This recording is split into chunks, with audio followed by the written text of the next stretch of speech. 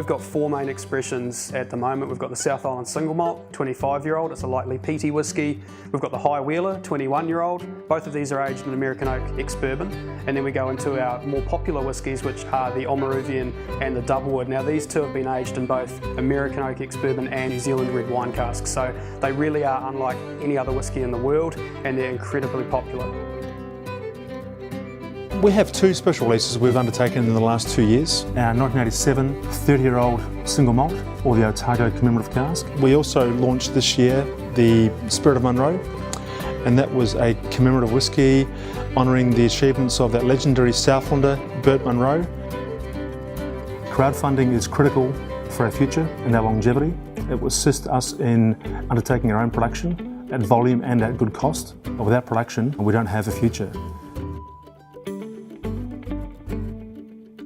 Our new stills are quite exciting actually. It will be the first time in New Zealand in a while where stills of this capacity have been in the country, and so that's a nice feeling. Beautiful copper stills, and we're doing something quite different. The large wash still is going to have a stainless kettle, and it goes a little bit against tradition, but that will improve efficiency, and we won't lose that wonderful copper taste of your onion and your lie arm and all that. That's where all the magic happens. And when I saw the opportunity to get involved in New Zealand, and the fact that at that time, back in 2009, there were only 1 or 2 active people in whisky in New Zealand, I jumped at the chance to get involved in setting the tone of the industry and really making sure that we pursued that quality and a real commitment to world-class whisky coming from New Zealand with its own style, its own characteristics to go onto the world stage.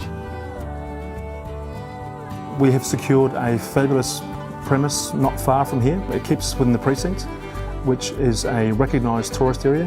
We want to be maintaining our location near Oamaru and certainly announcing to the world that we're back into production. So I've been with the New Zealand Whisky Company almost 4 years. In that time we've seen an 83% growth in sales through the cellar door only.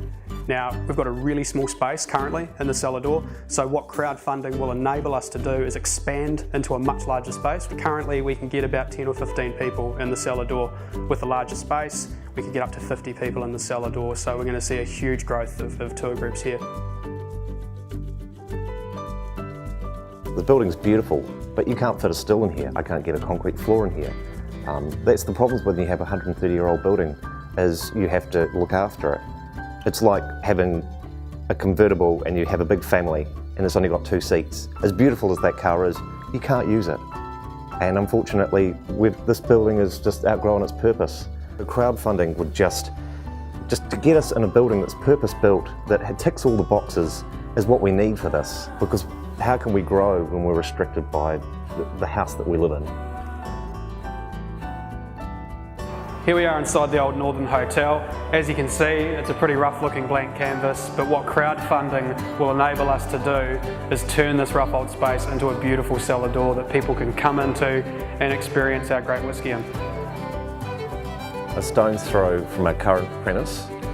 This is the old Heinz building and foundry. It's a rough gem, but she's going to polish up beautifully, and it's just perfect. Please join us, have a look at the information, ask any questions, and we'd love to keep in touch over a dram or over a dividend or over a shareholders meeting. We'll look forward to having you on board.